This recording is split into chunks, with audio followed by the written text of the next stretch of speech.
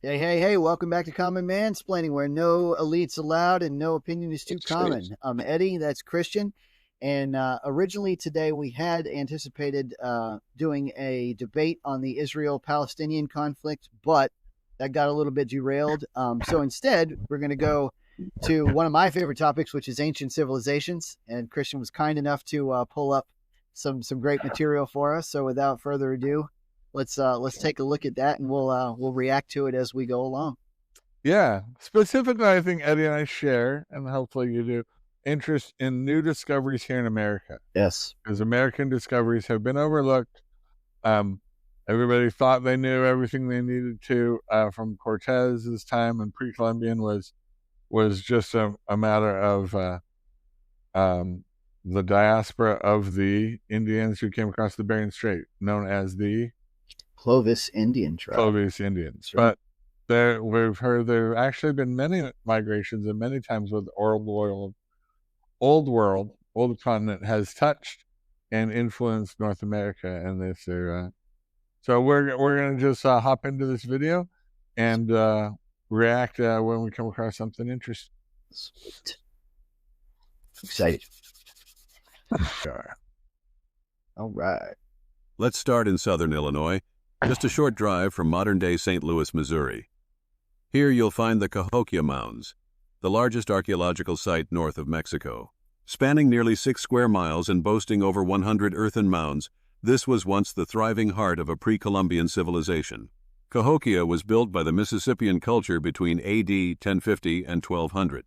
At its peak, this city, yes, a city, was home to around 20,000 people, making it larger than London at the same time. The centerpiece of Cahokia is Monk's Mound, a staggering structure that rises 100 feet high and covers 14 acres at its base. Imagine the effort required to build such a massive earthwork without modern tools or machinery. Surrounding Monk's Mound were wooden palisades, ceremonial plazas, and densely packed residential neighborhoods. But here's the mystery. By AD 1350, this once great city was abandoned. Why did such an advanced society disappear? I wonder how they get all these. I mean, I know that they usually use like carbon-14 dating, but I don't know how. What are your thoughts on that dating method? Because I've heard it's just not very reliable as far as its accuracy is concerned. There are other things they could look at, like wood rings, other stuff. I'll be interested. Yeah, that's not for a 28-minute video. That's just in the highlights. Sure. But yeah, the academic paper should delve into, and I'd hope they'd be more thorough than just doing carbon dating feels like an important thing, but shouldn't be the only thing they use to date sites. Yeah, have you seen that? There's a new, I guess it's like an X-ray dating that they're using now, which is kind of interesting. I haven't seen it used very much, but they used it to authenticate the Shroud of Turin. Yeah, it's kind of neat. But anyway, well, I thought it was kind of interesting in their depiction. They depict all the fields as perfectly square. Yeah, right. Which is I don't know, a little rich, and they're amazed that these mounds would have a city larger than London, but it doesn't really surprise me because the land here is so fertile. Yeah, right? Everybody knows the center, right? Wide open. The river is like you can grow crops like crazy. So like being able to support a large population, as farmers, this is pretty much an ideal space to I'm surprised. I'm surprised they even acknowledged that there were even cities in North America. Like, I think they mostly consider the Native Americans to be like nomadic, and so to have a stable agricultural society is probably not something they wanted to admit. Or semi-nomadic. Obviously, we learned about how to plant corn from the Indians, so we knew they did something, but we didn't see large scale as they were depicting, as they would say would need to be required to feed and sustain a city of 20,000 people. Right. So anyway, all right. So why did such an advanced society disappear? Mainstream archaeologists point to resource exhaustion, deforestation, and overpopulation as likely causes. The environment around Cahokia. Now, I would say those would be the causes for an island nation. But that feels. I don't see resource depletion as an issue. This is resource depletion from the perfectly equilibriumly balanced Native Americans. No, they can't. That's not possible. They can exhaust. Exhaust topsoil 8 feet when you thick. paint with all the colors of the wind, that can't happen. Yes, sorry, yes. Sorry, go ahead. Yeah, may simply have been pushed to its limits. Others suggest climate change, particularly a series of prolonged droughts. Here you'll find the Cahokia. Well, they could have actually paid more taxes, and then the climate change wouldn't have happened. So clearly, it was a taxation government issue that doomed the Cahokia Mound. If only they had known about lithium batteries back then. That's true. That's true. I mean, they were probably burning wood. I mean, yeah. Man, oh, sorry. I mean, yes, this deserves. Well, this is why our React videos. I didn't realize why this was going to be so funny. At the same time. Okay. The centerpiece of Cahokia is Monk's Mound, a staggering structure that rises 100 feet high and covers 14 acres at its base. Imagine the effort required to build such a massive earthwork without modern tools or machinery. Surrounding Monk's Mound were wooden palisades, ceremonial plazas, and densely packed residential neighborhoods. But here's the mystery. By AD 1350, this once great city was abandoned. Why did such an advanced society disappear? Mainstream archaeologists point to resource exhaustion, deforestation, and overpopulation as likely causes. The environment around Cahokia may simply have been pushed to its limits. Others suggest climate change, particularly a series of prolonged droughts, might have made life unsustainable. But not everyone agrees. Some researchers propose that internal conflict or invasions from neighboring groups played a role. Oh, so there was warring between native groups in America? No, that doesn't happen. Sorry, my pearls, while I clutch them. Yeah, then there are the spiritual explanations. Did Cahokia's decline coincide with a loss of faith or astronomical disruptions that shook their worldview? And while we can piece together some answers, many questions. Well, that's what happened in Detroit, I think. Right. Questions remain. What do you think? Could the rise and fall of Cahokia hold a warning for our own cities? Serpent Mound. Next, we travel to the rolling hills of Adams County, Ohio, where an extraordinary structure snakes across the landscape. Measuring an impressive 300 feet in length, Serpent Mound is an effigy mound shaped like a coiled serpent. Archaeologists believe this site was constructed by the Adena culture over 2,000 years ago. Now, hold on. Though some argue it could be the work of the later Fort Ancient people. Yeah, so Graham Hancock talks about this thing and notes that it is like a huge astrological pointer, right? Mm-hmm. And it does not, like, it's not attuned to whatever 2,000 years ago. It's attuned to like 14,000 years ago. Oh, interesting. Now that doesn't mean, that doesn't by itself, that's, circumstantial, but it's just the fact that a lot of these things, like if you look at a lot of these like documentaries, they will almost always default to like the most recent date that they can give you, the most recent culture to have, visited or frequented that site. Okay. But a lot of these are like probably much older or generational sites. Like they started, 10,000 years ago, and then 8,000 years ago, a different tribe came, and then, so forth and so on. Yep. Some would argue it could be the work of a later ancient people. Yeah. Right. That's what they're saying, is they want to discount anything really ancient. And 2,000 years ago, which is, I guess, Roman times, is still considered antiquity, but not as interesting as, 14,000 years ago. Yep. People. What's undeniable is that Serpent Mound reflects a deep understanding of astronomy. The serpent's coils align with the summer solstice sunset, the winter solstice sunrise, and other key celestial events. Imagine the knowledge and planning it took to create such a precise alignment, all without telescopes or modern instruments. Pause it real quick. So what was its purpose? Was it a ceremonial site? So that's one of the things that he discusses. So the the equinox, the solstices, those require a processional understanding of astrology, right? Of astronomy. So basically, it is very, very, very, very, very unlikely that those would be things that for example, you would notice over the course of like 10 years or 50 years or 100 years. You would only notice it if you tracked stars over thousands of years of time. That's the only way to notice a processional cycle of, solstice, equinox, etc. That's the only way you can do it. So like, it's just not likely that it would be so recent because they wouldn't have had time to pay that much attention. They would have had to have been tracking it all along. Or got stood on the work of others, right? Tracked by they came from another culture that tracked or had acquired this knowledge. Exactly. Site, a celestial calendar, or could it have been a sacred symbol to honor the serpent as a powerful spiritual figure? And here's where the mystery deepens. Why would a culture dedicate so much effort to creating this shape? Mainstream theories suggest it was a place of worship, connecting the earthly and the celestial. But alternative perspectives propose a more mystical explanation. Was Serpent Mound a gateway to the spirit world, or even a marker for ancient visitors from beyond our planet? The answers remain elusive, but standing before Serpent Mound, you can't help but wonder. What the aliens aren't calling a press conference?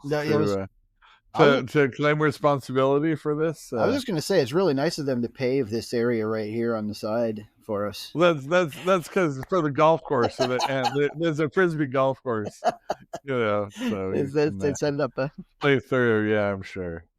What inspired its creators to leave such a monumental legacy, and what might we still uncover about its origins? Mesa Verde, cliff dwellings. Our journey now takes us to the rugged landscapes of southwestern Colorado, where the cliffs of Mesa Verde conceal over 600 stone structures.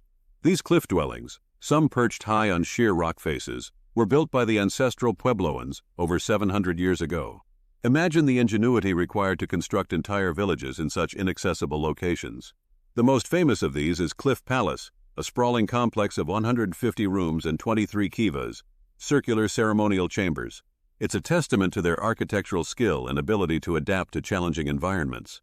But why build here? Many believe these locations were chosen for defense, protecting the inhabitants from external threats. Others argue that the cliffs held ceremonial or spiritual significance, connecting their people to the divine. Yet the greatest mystery of all is why these villages were abandoned around AD 1300. Climate change. I'm sure. Yeah, of course. They didn't want the taxes. They didn't want to pay taxes. Yeah, this is another one that I heard was not actually designed by the Pueblo Indians. It's just inhabited by them. I heard they were the last ones to live there. Yep. Yeah. Archaeological evidence points to a prolonged drought, which may have made agriculture a drought in the Southwest? I'm shocked. Unsustainable. But could there be more to the story?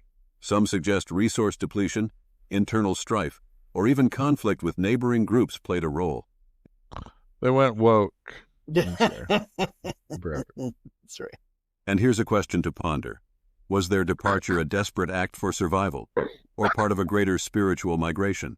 Standing in the shadow of these cliffside marvels, it's impossible not to wonder what drove these people to create such a stunning legacy, and what ultimately caused them to leave it behind. Maybe they'd be like, hey, if we get out of this rain shadow, we can actually eat and reach our full adult height. I don't know if I can't see it really well, but it looks like there's vegetation and stuff above. What they should have done was hang this giant drape over so that they don't have to deal with they could just pull it up when they want sunlight and drop it. Been cool. Yeah, these kind of trees. Have you've only been out west really once, right? Yes, once. Yeah. You see, the desert vegetation is different, and right. And what this amount of growth would happen in 5 to 10 years out here in North Carolina, and this is 150 years of growth. Right. It's at least twice as long, if not more. What the altitude of this is, but I'd have to look. It's at least 4,000. I know. Colorado Springs, which is not far from Pueblo, is 6,500. So it's at least 4,000. I'll have to double check on the elevation. Sure. Chaco Canyon. Now we move south to the arid landscapes of northwestern New Mexico, where Chaco Canyon stands as a testament to architectural ambition and astronomical expertise. Between AD 850 and 1250, the ancestral Puebloans constructed massive stone buildings known as great houses. These multi-story structures, some containing hundreds of rooms, were unparalleled in scale for their time. Chaco Canyon wasn't just a place to live, it was a cultural and ceremonial hub. Its structures, like Pueblo Bonito, are aligned with solar and lunar cycles, reflecting an advanced understanding of the heavens. Roads radiating from the canyon suggest it was connected to a vast trade network reaching as far as Central America. But as impressive as Chaco Canyon is, its abandonment around the late 1200s raises questions. Why would a society capable of such incredible feats suddenly leave? Because mainstream theories point to environmental factors, like prolonged... It was the property taxes. Here's the other thing. The people that we mentioned it in the beginning is that, carbon-14 dating has its limitations. Well, one of the key limitations is with stone structures like these, it's basically worthless. I mean, don't get me wrong, you'll still be able to get information of those that lived in it. But and part of the problem is you have to be looking for it. So the biggest issue with the paradigm of the North Americans is that they think that everything is like the most recent it can be. So if you're looking at a site like this, and then you start digging in the ground around it to see what like pottery was left and what, human remains were left and bones and stuff like that, they're going to get down to like 600 years ago, 700, 800 years ago, and then they're going to find something, and then they're going to stop because they don't think that they should go another 2,000 years down. It just doesn't occur to them, and nobody's tried it. And when they do try it, like they find stuff deeper and deeper and deeper and deeper, and that's been happening all over the Americas. So that's the problem. They need to go keep digging because these stones aren't datable. So that reminds me a little bit of it was Antiques Roadshow or something, but somebody had this. It was something around the wall, like a baseboard sort of medallion, and it was from the White House from like the late teens, 1920s White House. Gotcha. And they did a whoever was then like Harding, whoever became president, redecorated the White House. And that was something each president got to redecorate the White House, right? Especially his wife did, because she was the head of Washington Social Society. Anyway, what was interesting about this piece is you can see all the paint, all the layers of paint that like each administration come in and painted. Right. There was like 19 layers of paint on this thing. It was great. It was just absurd, right? And that's why they were like, oh, how about instead put another coat of paint on it? We actually, peel it all off, really redecorate, kind of thing like that. And that's when somebody had taken this. And so, if you look at, you're like, oh, the most recent, the Trumps did some rehabilitation of the White House, before the Bidens. And so, if say that was the last president come in, they'd be like, the White House built in the 21st century. Yeah, right. And we're like, no. So there's easy remodeling or without digging deeper, find out there's more to the story. Droughts, which made agriculture unsustainable. Overuse of resources, including the deforestation of surrounding areas for construction and firewood, may have also contributed. Yet alternative perspectives offer different angles. Some believe the canyon was primarily a ceremonial site, and its decline could reflect a shift in spiritual practices or leadership. Others speculate about the impact of regional conflicts or even external cultural influences. Standing amidst the ruins of Chaco Canyon, you can't help but ask, what drove the people here to create such monumental achievements, and what forced them to walk away? So here's another. Could the secrets of Chaco still be? Here's another concept, another theory to consider too, is that like we mentioned, that a lot of the Native American tribes were nomadic. One of the things that would probably happen, just predictably, if they stumbled upon a site like this, they would revere it like a ceremonial site, and they wouldn't stay forever, right? Because they wouldn't be capable. And if they tried to, that's exactly what would happen, is they would deplete their resources, because that's not a way of life that they're used to, right? They're not used to stationary living. And so they would, if they tried to stick around because they see something really cool from an ancestral race or whatever, then they would very quickly run out of stuff, and then, to move on. Yeah, they're essentially looters, and then go back. Yeah. So I think that's a good thing to consider. Hidden in its stones, waiting to be uncovered, Blythe intaglios. Next, we journey to the deserts of southeastern California, where the Blythe intaglios present a mystery best seen from the sky.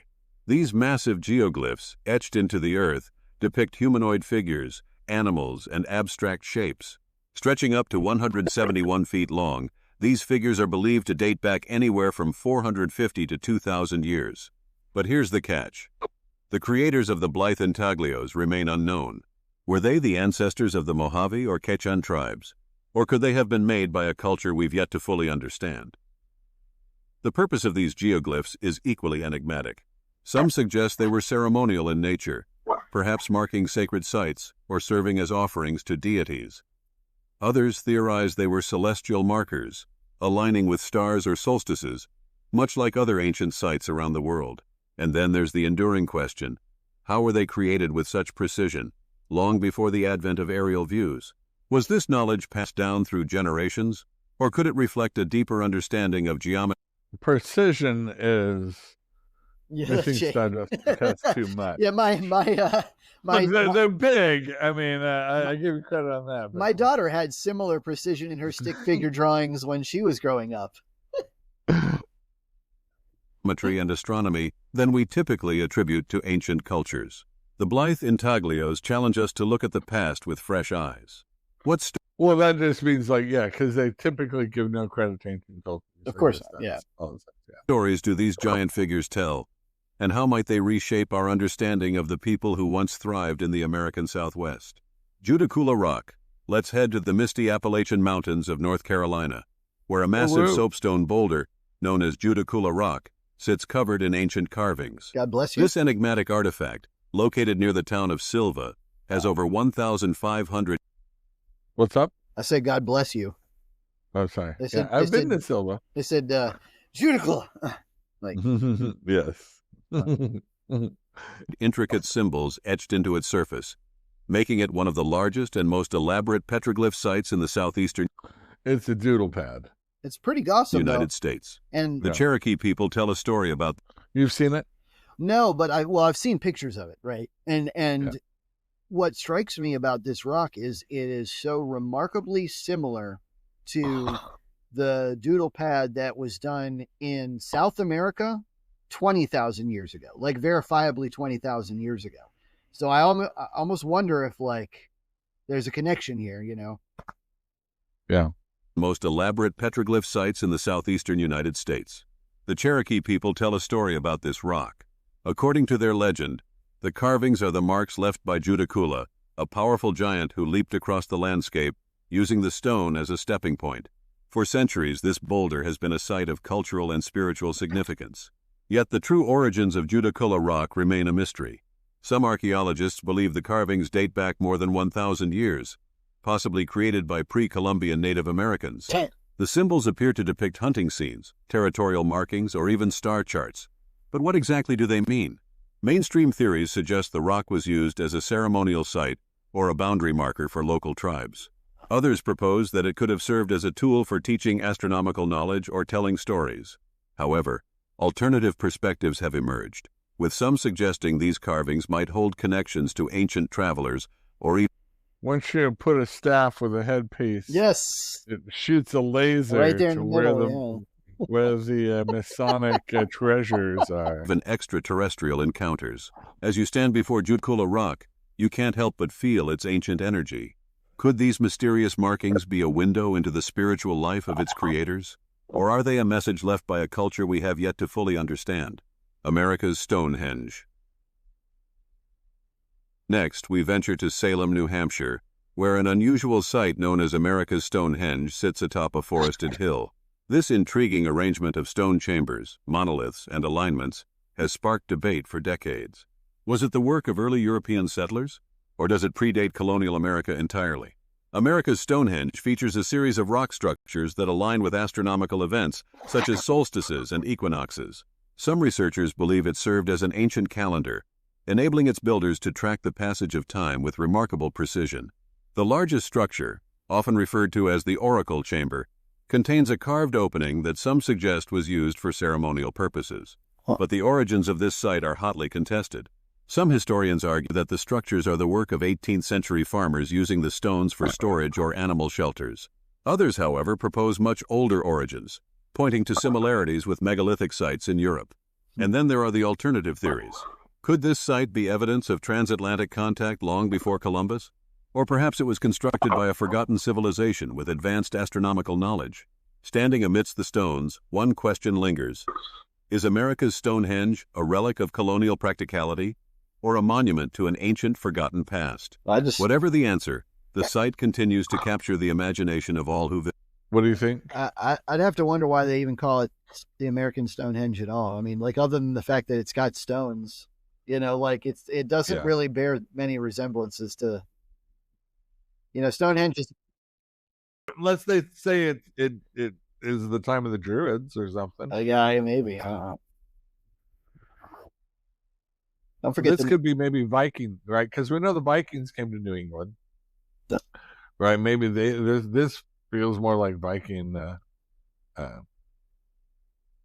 still pre-Columbian, but not really ancient. Got it. Visit Poverty Point. Our next destination takes us to northeastern Louisiana, where the Poverty Point earthworks present a prehistoric marvel. Built between 1700 and 1100 BCE, this site predates the Roman Empire and includes a series of concentric ridges and massive mounds that once overlooked the Mississippi floodplain. The central feature, known as Mound A, or the Bird Mound, rises 72 feet high and spans more than 700 feet at its base. Archaeologists estimate it was constructed in less than 90 days, a staggering feat considering the builders lacked the wheel or beasts of burden. Imagine the coordination and labor required to move and shape such an enormous volume of earth using only woven baskets and human effort. But who built Poverty Point and why? The site's creators remain unknown, but evidence suggests it was a hub of a vast trade network. Artifacts such as stone tools, clay figurines, and beads have been traced to materials from as far away as the Great Lakes and the Appalachian Mountains. The purpose of these earthworks is another puzzle. Some researchers believe the concentric ridges formed the layout of a planned settlement, while others argue they were ceremonial in nature. The layout appears to align with celestial events, suggesting the builders may have used it as an astronomical observatory or a sacred site for rituals. What drove these ancient people to construct such an ambitious complex? Was it faith, trade, or perhaps something we've yet to understand? As we explore Poverty Point, one thing becomes clear. This site holds a special place in the story of North America's ancient civilizations, and its secrets are still being uncovered today. Newport Tower. Now we travel to Newport, Rhode Island, where the mysterious Newport Tower stands as a historical enigma. This stone structure, approximately 28 feet tall and supported by 8 arches, is thought by some to be a colonial windmill. But could it be something far older? The traditional explanation dates the tower to the 17th century, attributing it to Governor Benedict Arnold, the great-grandfather of the infamous Revolutionary War traitor. He claimed the structure was used as a mill. However, there are compelling alternative theories that suggest a much earlier origin.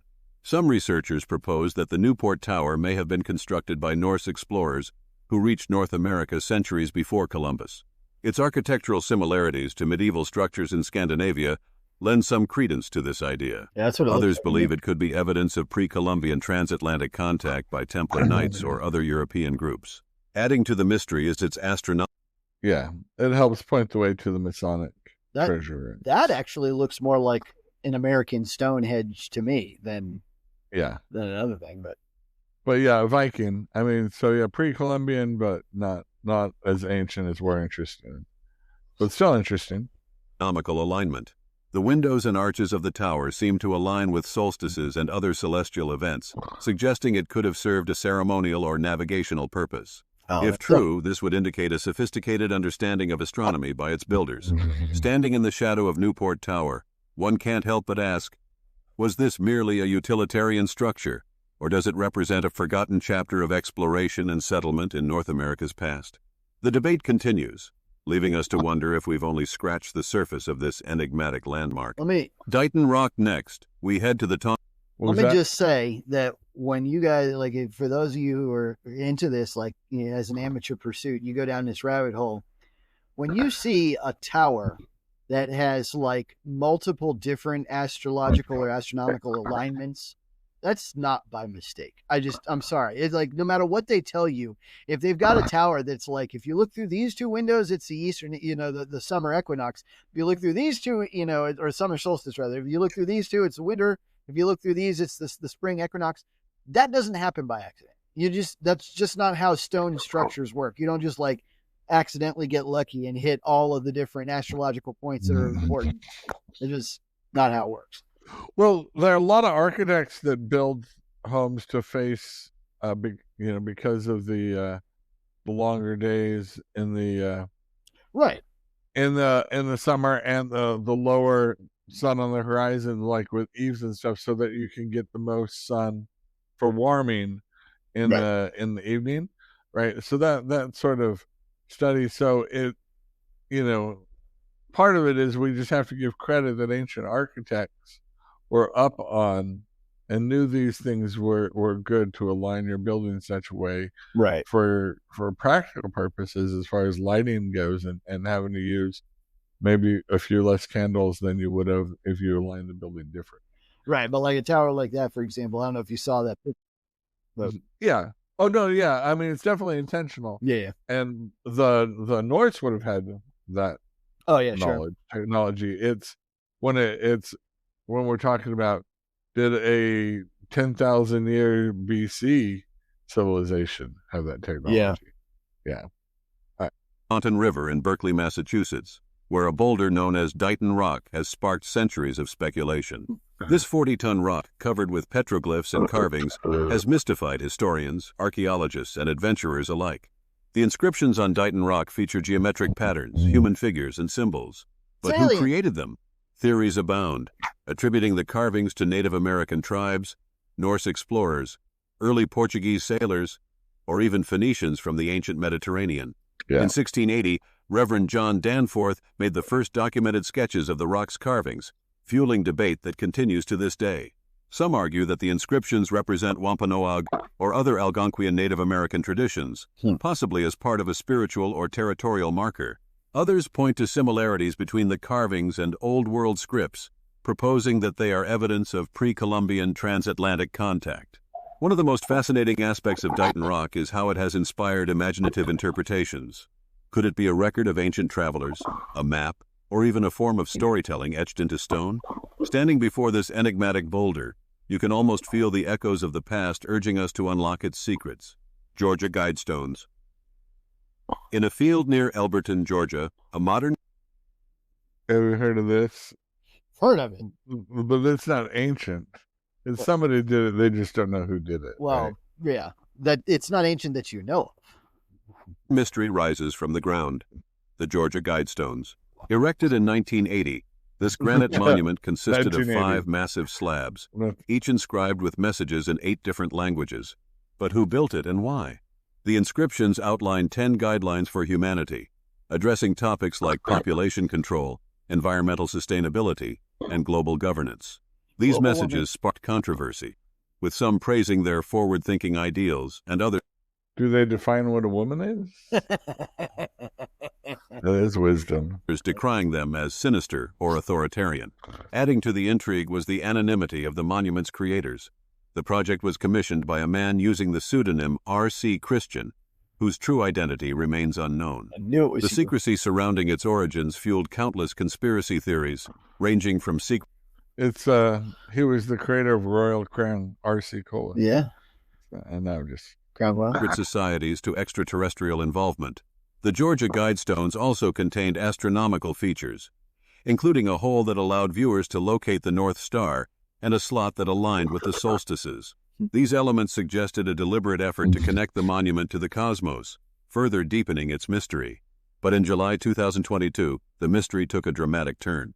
The Guidestones were partially destroyed in an apparent bombing, and authorities still don't know who was responsible or what their motive was. The remaining structure was later dismantled for safety reasons, leaving behind only fragments and even more unanswered questions. Were the guidestones targeted because of their controversial messages, or does their destruction hold another layer of secrecy? Their message endures, even as the monument itself has vanished, inviting us to ponder their purpose, their creation, and their untimely demise. Oh, it's so controversial. Like what a waste of time. Maybe because it was written in Hebrew. I guess. Like, oh man, these lasted 35 years. Yeah, right. Wow, okay. Miami Circle. In the heart of bustling Miami, Florida, lies a mysterious relic of the past, the Miami Circle.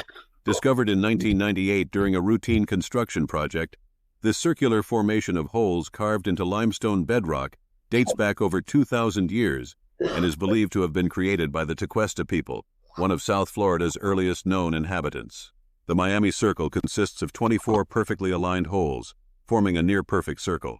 Artifacts recovered from the site include tools made from shell and bone, as well as remnants of ceremonial offerings, suggesting the area held spiritual or social significance for its creators. But what was its purpose? Some researchers believe the Miami Circle was part of a larger settlement, possibly serving as a foundation for a wooden structure or a sacred space for rituals. Others argue it might have functioned as an astronomical observatory, aligning with celestial events like solstices and equinoxes. Adding to the mystery is its preservation amidst Miami's urban sprawl. How did such an ancient and delicate site survive centuries of development? It could have. And what can it teach us about the lives and beliefs of the Tequesta people? It could have been a fishing hole. I saw like a survivor's like bushcraft thing that looked kind of like that once. So it could have been a way of like for tides or trapping, floods. right? Exactly. Yeah. As the only known prehistoric structure of its kind in the United States, the Miami Circle continues to captivate archaeologists and historians. Could this enigmatic site be a key to understanding the rich and complex history of Florida's earliest inhabitants? Or does it hold secrets that we have yet to uncover? Anubis Caves. Our next stop takes us to the rugged terrain of western Oklahoma, where a cluster of rock shelters known as the Anubis Caves has sparked heated debates. These caves, named after the ancient Egyptian god Anubis, contain petroglyphs that some claim resemble Old World symbols and deities. Discovered in the 1970s, the Anubis Caves feature carvings of what appear to be celestial alignments, including solstices and equinoxes. Some enthusiasts argue these markings are evidence of pre-Columbian contact between Native Americans and ancient Mediterranean civilizations, Wait, where was it? possibly Phoenicians or Egyptians. This is in Oklahoma. Oklahoma. That's wild. However, mainstream archaeologists caution against jumping to conclusions. They contend that the carvings are more likely to be Native American in origin, representing local spiritual or astronomical traditions. The resemblance to Old World symbols could simply be when they say more likely, what they mean is there's absolutely nothing at all to recommend either, and they're just guessing wildly that it's Native American because they don't believe in a diffusionist archaeological paradigm. That's all. Yeah, because the Native Americans were the most recent people to have put down tents so like nearby. So that those of you who understand who are watching, like, so diffusion means that basically that they're, instead of one story like getting told over and over and over again, that there were multiple stories basically, or that there was like contact across internationally, like a pre-columbian intercontinental exchange. So that's like when archaeologists like put these puzzles together, they completely ignore any possibility of that, like 100%. It just doesn't even factor into that. So because the ship's technology predates what Columbus used to cross the Atlantic. They think nobody else could have crossed with any different type of, obviously maybe the Norse, but that, they discount that. Yeah, even right. Coincidental or a case of overinterpretation. Despite the controversy, the Anubis Caves continue to draw curiosity and speculation. Are they a remarkable example of indigenous ingenuity and spirituality? Or could they hold clues to a forgotten chapter of transatlantic exploration? As we peer into these mysterious caves, one question remains. What do these ancient carvings truly represent? Peterborough petroglyphs. Now we journey north to Ontario, Canada, where the Peterborough petroglyphs, also known as the Teaching Rocks, are etched into a massive expanse of limestone. This site, sacred to the indigenous peoples of the region, contains over 900 petroglyphs depicting human figures, animals, and abstract symbols. Believed to be created over 1,000 years ago by the ancestors of the Ojibwe people, these carvings are rich with spiritual significance. Many of the symbols are interpreted as shamanic visions, representations of dreams, or guides to the spirit world. The site remains a place of reverence and ceremony to this day. But beyond their spiritual importance, the Peterborough petroglyphs also present a mystery. Some researchers believe certain carvings may encode astronomical knowledge, such as lunar cycles and solstices. Others suggest the carvings could serve as maps or records of significant events in the community's history. Adding to the intrigue, the petroglyphs were hidden for centuries under moss and vegetation until their rediscovery in the 20th century. How many other ancient stories lie hidden in plain sight, waiting to be revealed? Now Standing before the Peterborough petroglyphs, it's impossible not to feel a connection to the past. We don't really have a date on these other than... Right.